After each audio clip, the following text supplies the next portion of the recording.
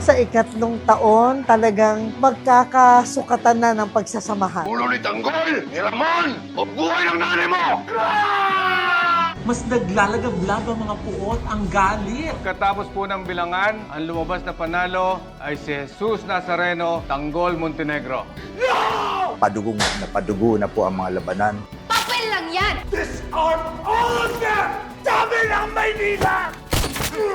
Malim na ang mga sugat, nakapakarami na nangyari, marami ng buhay na nagsakripisyo, mga kaibigan, pamilya. Lahat mamamatay sa pagkamatay ng anak ko. Kung sa tingin nyo, napanood nyo na lahat ng mga maaksyon ngayong taon, mas Grabe yung barilan.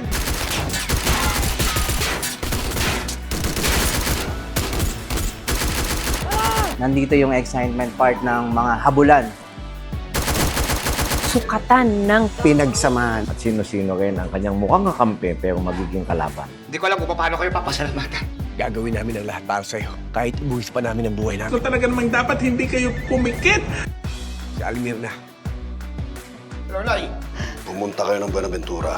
Kapag wala kayo doon sa loob ng isang oras, tutuluyan ko na itong nanay mo. Huwag muna kayong bibitaw, marami pa kayong makikita. Kaya kapit, Palagi ko mas mainam kung sama-sama tayo, walang maiiwan. parang nag-aalanganin ka. Marami pa silang haabangan dito sa Batang Quiapo. Dapat mong abangan o pakatutukan. Makakamit ba ng mga nawala yung hustisya? Gagawin ng Batang Quiapo, syempre ni Direk Coco Martin at ng buong CCM Film Production na mas mapaganda pa at mas malalim na mensahe para sa taong bayan at sa mga nagmamahal at nanonood. Kinakabahan ako. Hanggang ngayon wala pa sila. Baka kung ano nangyari kanila. Sundan ko na sila.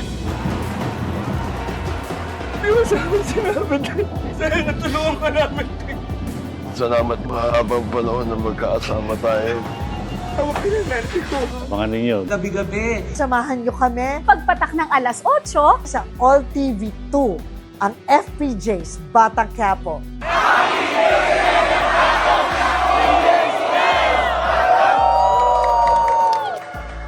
Patay mo nga kaibigan mo. Wala ako nilang patay. Kung papanoorin mo yung nanay mo patay. Mama na mo. Wala ako na. Wala ako na. Patayin mo. Patayin mo.